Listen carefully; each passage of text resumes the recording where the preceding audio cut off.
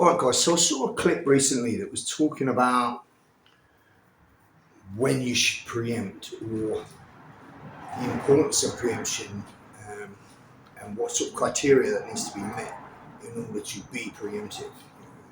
When should you? 3 times I think that you should preempt. But basically, the gist of it was quite a controversial area within the realms of self-protection. So, in many countries, Scandinavia included, preemption is absolutely frowned upon in the court, and you cannot do it unless you have already been attacked. This is something I'd heard some years ago when I was teaching in Scandinavia. I don't know if that's still the case, but it's a ridiculous rule, because if you cannot, you got to wait until you've been attacked before you can retaliate, and you can't preempt to stop it in the first place. Then there's a good chance you're not going to survive the initial first assault, because if you wait for confirmation that you're going to be assaulted, the confirmation will come in the form of injury to you, as Kelly McCann always used to say, and as I will reiterate from him right now.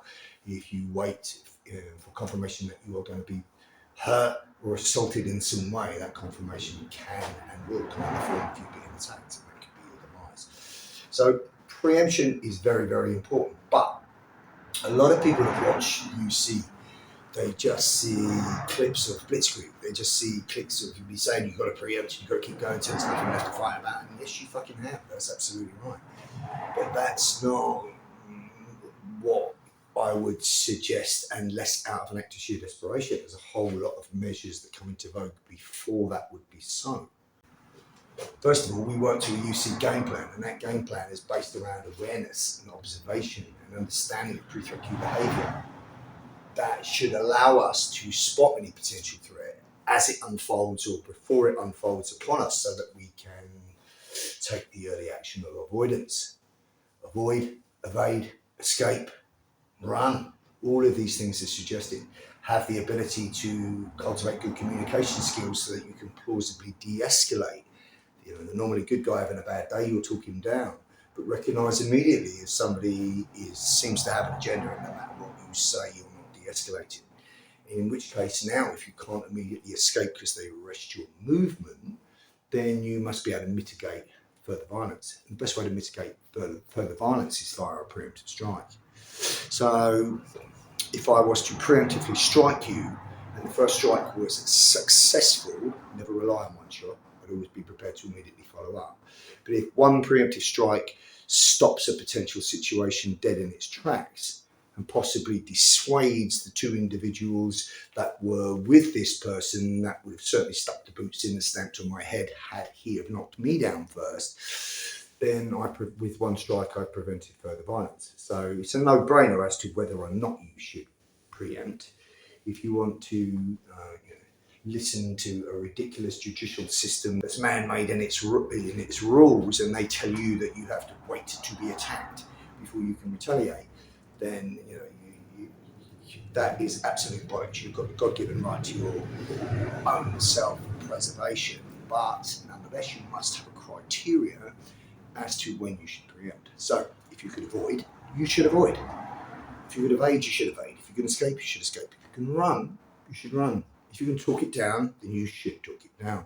But if you can't, and your movement is arrested, so you try to leave and the person steps in front of you and blocks your motion, and you have a position of situational control that's unobtrusive, then understand the reason that you got that platform up. You want to control proximity so that individual doesn't come towards you, and if he does, that would be the criteria now for you to preempt. So understand there has to be pre-threat behaviour. The person has to constitute a threat. So he has to have the ability, the opportunity, and be displaying the intent to hurt you in order to constitute a threat. But even then, preclusion suggests if you could have left, you should have, and absolutely you should have. But you're not obligated to leave if you are stood by your property that you think will be damaged if you do leave. You're not obligated to leave if you're with a significant other that you can't pick up and run with. You are obligated to leave if there is a clean and opportunity for you to escape and avoid confrontation. Then yes, like I said, you should have. But if you can't, and your movement is arrested by the person stepping in front of you, but then that's the criteria for preemption from the very next thing that it does. You can't just preemptively strike people for nothing. It has to be a criteria. So a criteria that says you're going to hurt me. But the first one would be that you show aggressive intent to me and step in front of me and don't let me leave. There's criteria right there. And if I put my hands up in a non-intrusive way in order to de-escalate, you slap my hands down, then there's criteria right there. Or if you come forward and force me to keep the gap between you and now take my fence to a verbal boundary, stay where you are, and you breach that. And of course, that's criteria right there. Because all of those things I'm giving you are pre-threat cues. If the person all of a sudden takes a definitive shift in body weight, which can be done very gross motor like that, if the person's an amateur, or very, very subtle, as he misdirects your attention if he knows what he's doing. But nonetheless, if you recognise this stanced up position, understand that person's about to assault you. So it's a pre-threat cue that would act as a criteria for you to preempt first. And of course, if the person reaches into the waistband or into something and the hands suddenly become obscured, be aware of them from the beginning, then if you have the honest belief that that person is potentially in the context of this situation reaching for a weapon, we don't have to wait for confirmation of the weapon coming out, because that will be too late. That will come in the form of injury to you. Like I said, you can preempt right there. And if you stood in a situation or environment, maybe where there's a table full of glasses and bottles here, and the guy looks at the wine bottle and moves towards it, you don't have to wait for confirmation next to him and pick it up and put it around your head. You would preempt now. And understand reasonable and necessary force. If I preemptively strike and I stop you, then my use of force will cease. I'd hit the big red stop button in my brain and wind it in. But if not, then as soon as I've indexed you, I'm immediately going to continue until you are down and no longer ambulatory. The objective of my preemptive strike is to knock you down, knock you out, or knock you back and down and dissuade your attitude so that you no longer want any part of me. Any one of those that will allow me the opportunity to immediately turn and escape. But if not, and I knock you back, I'm not going to wait for you to shake it off and retaliate. I'm going to immediately grab you and continue to strike until you are down and done. This is the purpose of blitzkrieg. But understand, if it's done in a proactive sense, the whole idea of it is to completely overwhelm the subject in front of you so there's no chance of recovery or retaliation. Such a proactive, preemptive strategy will allow you the highest probability of success. You are not fighting here, you are clinically removing the threat.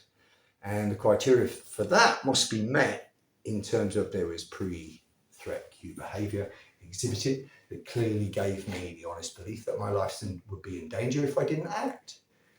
And the force that I would have implemented would have been reasonable and necessary. Reasonable as in, I will only do what's necessary and no more to stop the threat. And necessary because you wouldn't let me leave and you're about to attack me. So that's what UC stands for in terms of your self-protection game plan. The objective is to see it so I can avoid it.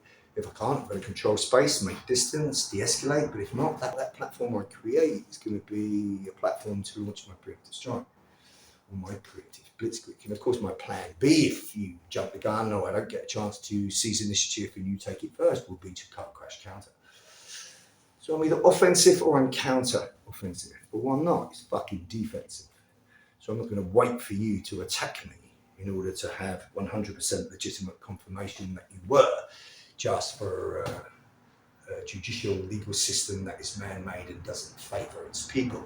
It's just adapted to fit whatever current agenda may be in place. But nonetheless, my God-given right, whatever God is to you, the right bestowed upon me from my Creator that allows me to defend my own life is not going to be dictated to by a legal system that says I can't preempt, because preemption will give you the highest probability of success. Unless you must have a criteria.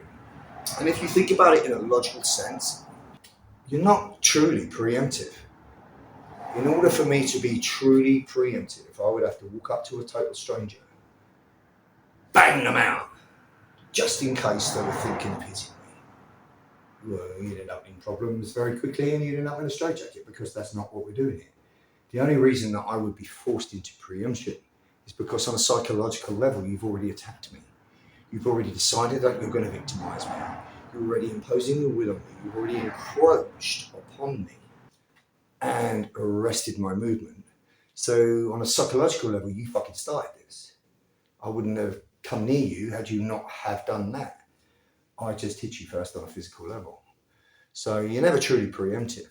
And the simple thing is, if you want to be peaceful in life, then leave people alone. If you're going to, insist upon imposing your will on people, then expect retaliation. So, and that retaliation should be proactive because it's going to give you the highest probability of success. So hopefully that's cleared that up. I mean, the primary thing would be avoid, escape, evade, de-escalate if possible. If not, it can be the hammer on the anvil. You've got to mitigate violence as best you can. Well, if I can prevent you being violent to me and us having an all-out dynamic struggle that other people are going to get involved in, then I can prevent all that violence with one strike, then I'm going to.